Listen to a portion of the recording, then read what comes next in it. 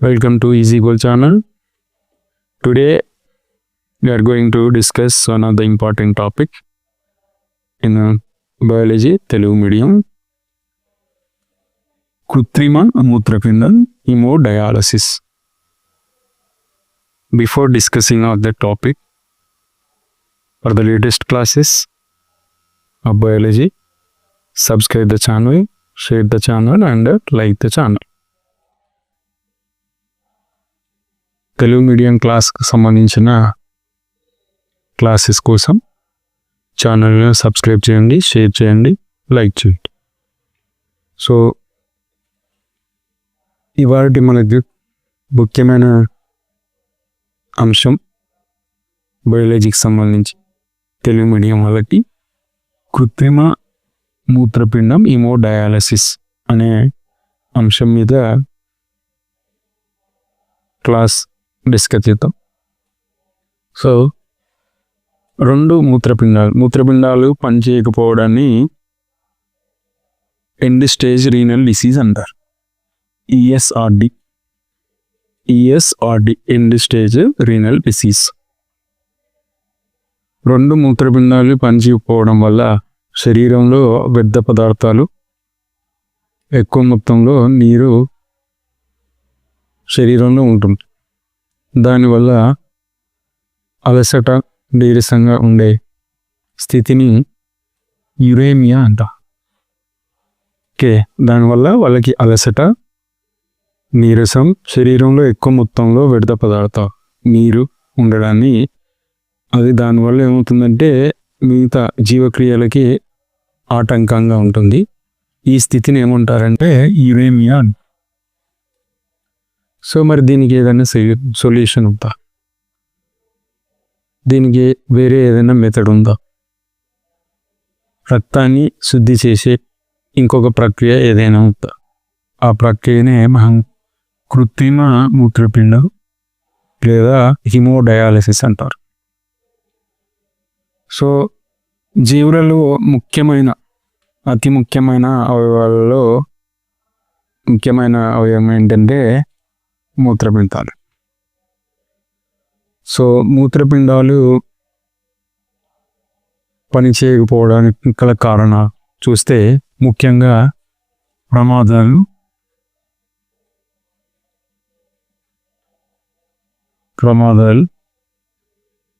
ఇన్ఫెక్షన్లు,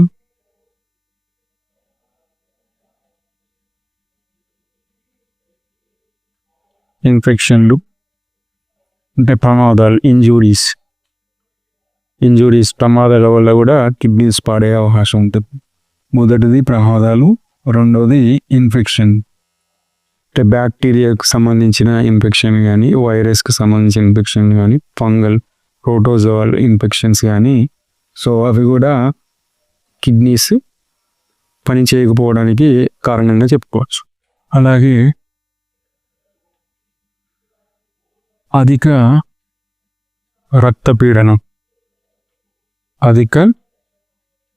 రక్తపీడనం కూడా ఇంకొక కారణం. అధిక రక్తపీడనం, అలాగే మధుమేహ వ్యాధి, దీన్నే షుగర్ డిసీజ్ అని కూడా అంటారు. అలాగే కిడ్నీలకు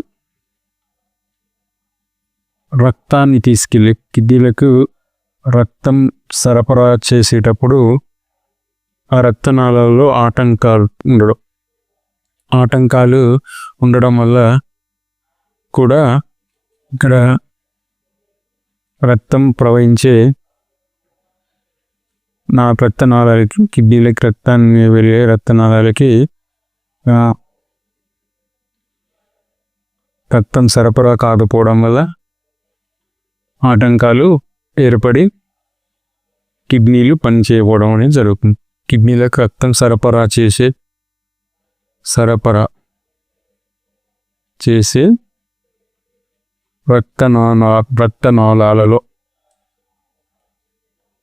రక్తనాళాలలో ఆటంకం వలన సో ఇవి ముఖ్యంగా కిడ్నీలు పనిచేయకపోవడానికి ముఖ్యమైన కారణం. సో మొదటిది ప్రమాదాల వల్ల, కిడ్నీలకు దెబ్బతినే ప్రమాదం వలన. ఇంకొకటి infection, bacteria, virus, fungal and protozoal infections వల్ల కూడా. అలాగే అధికంగా రక్తపీడనం, blood pressure, high blood pressure, మధుమేహ వ్యాధి, దీన్ని షుగర్ వ్యాధి అంటారు. ఇది కూడా ఎక్కువ మొత్తం అంటే రక్తంలో ఎక్కువ మొత్తంలో షుగర్ ఉండడం వల్ల కూడా కిడ్నీలపై ఎఫెక్ట్ పడుతుంది. సో అది కూడా ఒక కారణం, మధుమేహ వ్యాధి. కిడ్నీలకు రక్తం సరఫరా చేసి రక్తనాళాలలో ఆటంకం ఏర్పడటం, ఇవి ముఖ్యమైన కారణాలు కిడ్నీలు పనిచేయకూడదు. మరి ఏదైనా వేరే ప్రక్రియ ఉందా రక్తాన్ని శుద్ధి చేసే ప్రక్రియ? ఆ ప్రక్రియనే కృత్రిమ మూత్రపిండం హెమోడయాలసిస్ అంటారు. సో ఈ పద్ధతిలో రోగి యొక్క ధమని నుండి రక్తాన్ని సేకరించి డయాలైజర్లోకి పంపిస్తారు. ఓకే, ఈ లైన్ ఏంటంటే ధమని నుండి, రోగి యొక్క ధమని నుండి రక్తాన్ని సేకరించి డయాలైజర్ మిషన్లోకి పంపిస్తారు. ఇది డయాలైజర్ పరికరం, రక్తాన్ని శుద్ధి చేసేటువంటి ఒక పరికరం. సో ఈ పరికరంలో రోగి యొక్క రక్తాన్ని ధమని నుండి సేకరించి డయాలైజర్లోకి పంపించడం జరుగుతుంది. పంపించే రక్తాన్ని డయాలైజర్ పరికరంలోకి పంపించే సమయంలో రక్త స్కందన అంటే రక్తం గడ్డగట్టకుండా, బ్లడ్ క్లాటింగ్ కాకుండా ఏం చేస్తారంటే హెపారిన్ అనే ఒక కారకాన్ని వాళ్ళు ఈ బ్లడ్లో కలపడం జరుగుతుంది. హెపారిన్ అనే ఒక కారకాన్ని ఈ రక్తంలో కలపడం జరుగుతుంది. ఆ తర్వాత రక్తాన్ని డయాలైజింగ్ మిషన్లోకి పంపించడం జరుగుతుంది. డయాలైజింగ్ మిషన్, ఇది డయాలైజింగ్ మిషన్, డయాలైజర్. దీంట్లో మేము చూసినట్టయితే చాలా అంటే నాళాలు లేదా గొట్టాలు వంటి నిర్మాణాలు ఉన్నాయి. ఇవి సన్నని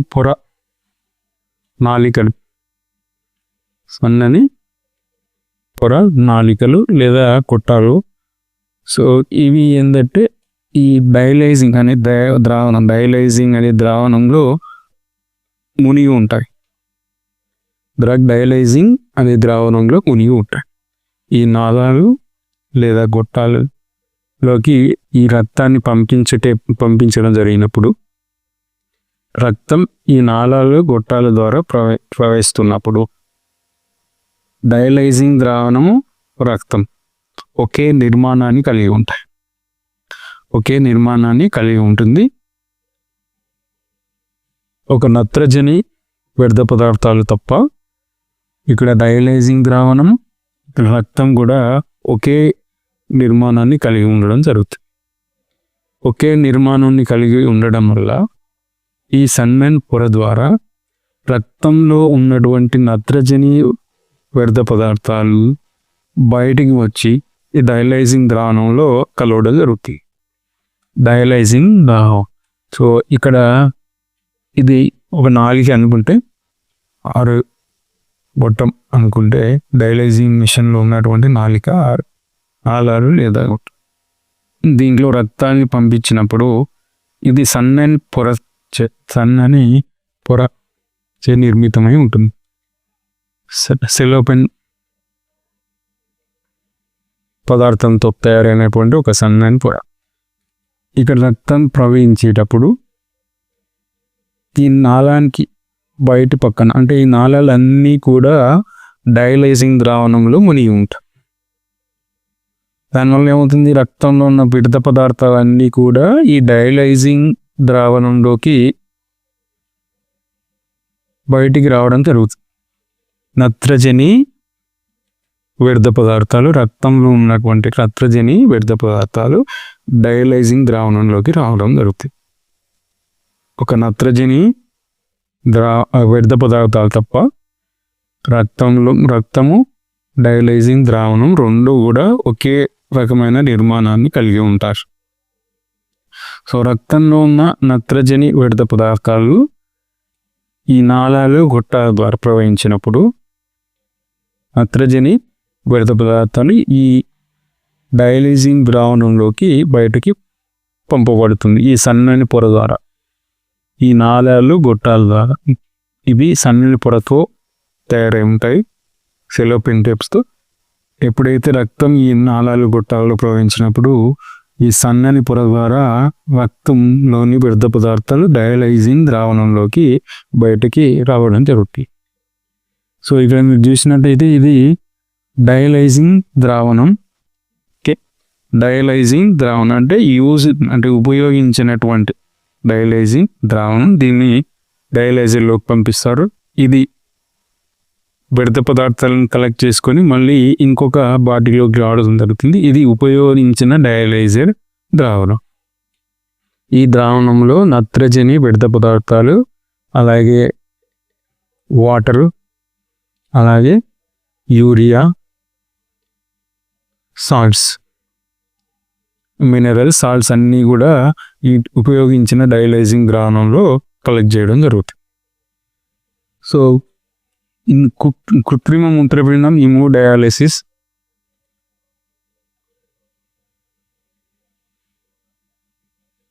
కిడ్నీ రెండు కూడా ఒకే రకమైనటువంటి రక్తాన్ని శుద్ధి చేసే విధానాన్ని చేసినప్పటికీ ఇక్కడ ఒక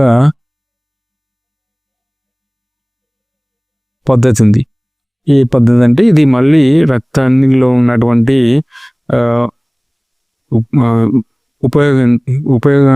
శరీరానికి ఉపయోగపడే పదార్థాలను పునఃశోషణ చేసుకోదు.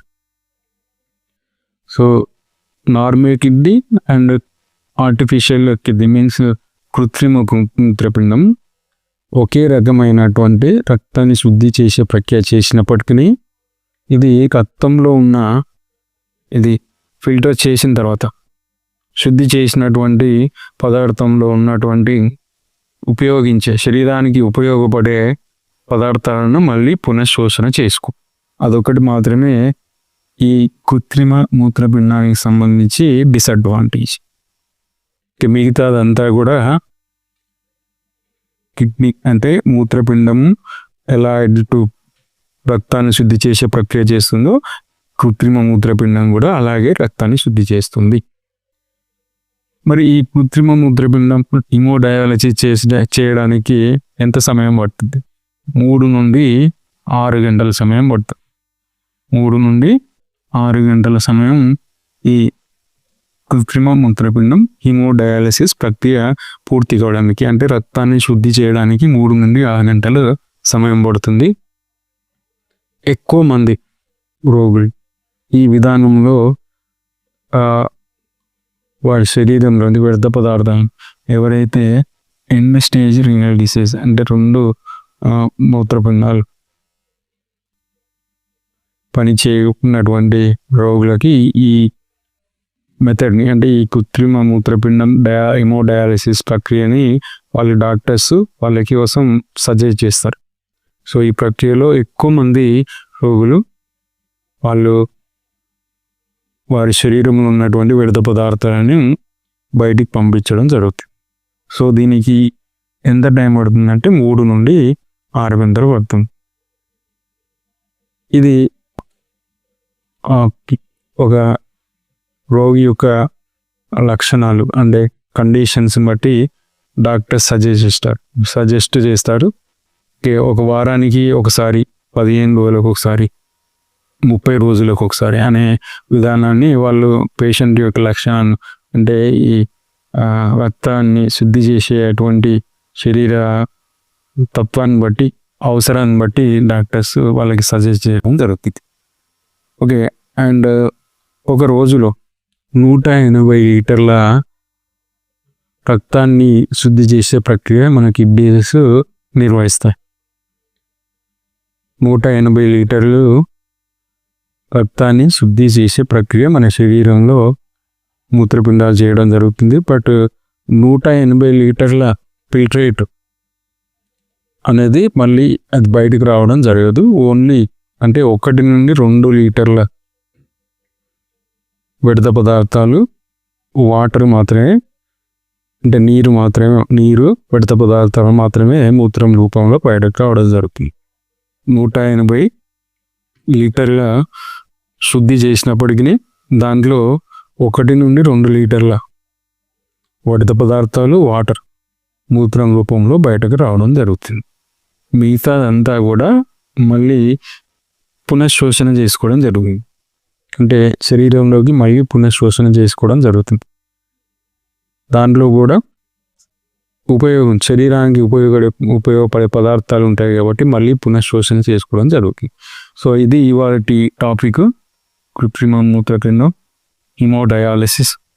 సో ఎపారిన్ అనే ఒక ముఖ్యమైన కారకాన్ని వాళ్ళు రక్తంలో కలపడం జరుగుతుంది. ఎప్పుడైతే దమ నుండి రక్తాన్ని సేకరించి డయాలైజింగ్ మిషన్లో పంపేటప్పుడు, అలాగే డయాలైజింగ్ మిషన్ నుండి మళ్ళీ సిరల ద్వారా రోగి యొక్క శరీరంలో పంపేటప్పుడు హెపారిన్ అనే కారకాన్ని ఉపయోగించడం జరుగుతుంది. సో ఇవి ముఖ్యంగా కిడ్నీ పని చేయకపోవడానికి ముఖ్యమైన కారణాలు చూసుకుంటే ప్రమాదాలు, ఇన్ఫెక్షన్లు, అధిక రక్తపీడనం, మధుమేహ వ్యాధి, దీన్నే షుగర్ వ్యాధి కూడా అంటారు. అలాగే కిడ్నీలకు రక్తం సరఫరా చేసే రక్తనాళాలలో ఆటంకం, ఇవి ముఖ్యమైన కారణాలు కిడ్నీలు పని చేయకపోవడానికి, అంటే మూత్రపిండాలు పని చేయకపోవడానికి ముఖ్యమైన కారణాలు. ఎండ్ స్టేజ్ రీనల్ డిసీజ్, మూత్రపిండాలు పని చేయకపోవడాన్ని ఎండ్ స్టేజ్ రీనల్ డిసీజ్ అని అంటారు. సో ఇది వాటి టాపిక్. ఇంకొక మంచి టాపిక్స్తో, ఇంపార్టెంట్ ముఖ్యమైన అంశంతో మళ్ళీ కలుద్దాం. Thank you.